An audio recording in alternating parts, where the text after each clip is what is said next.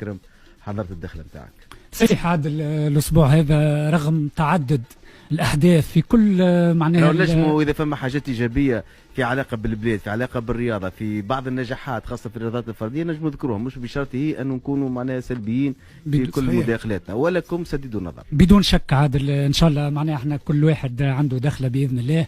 اليوم في ظل تعدد الاحداث معناها في الاسبوع الفارط محليا والا حتى قاريا والا حتى في دول الخليج يا عادل، لكن فما صوره جلبت انتباهي يا عادل، صوره معبره تعطينا فكره امامكم. الصوره ما هيش من البرازيل وما هيش من الارجنتين، كي نقول لك انا من المغرب سي كاريمون اللي يتبادر الذهن اي مواطن يا عادل يقول الرجاء البيضاوي. هذه ماهوش الرجاء البيضاوي، النادي القنيطري وين متواجد يا عادل؟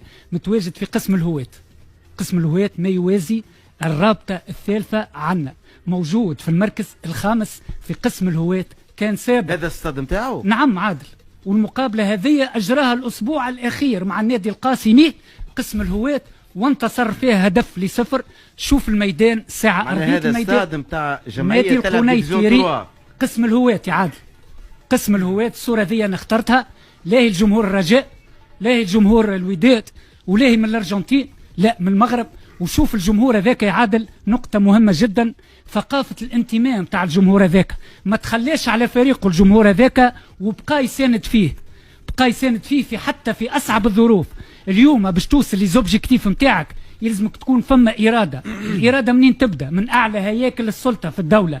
اليوم المغرب وقت اللي وصل لرابع مونديال، واليوم في 2022 الوداد كي خذا شامبيونز ليج، والفريق نهضة بركان توج معناها بكاس الكاف، وبتبيع كاس السوبر معناها بقى في المغرب، وباش ينظم مونديال الأندية في 2023. ماهوش من لا شيء، صورة معبرة إن شاء الله توصل إلى من يهمه الأمر. اخترتها إكسبري وأكيد معبرة جدا جدا جدا. والله نأكد لك هي معبرة، نوافقك في الشطر الأولاني، لكن الشطر الثاني توصل لمن يهمه الأمر لا أعتقد ذلك.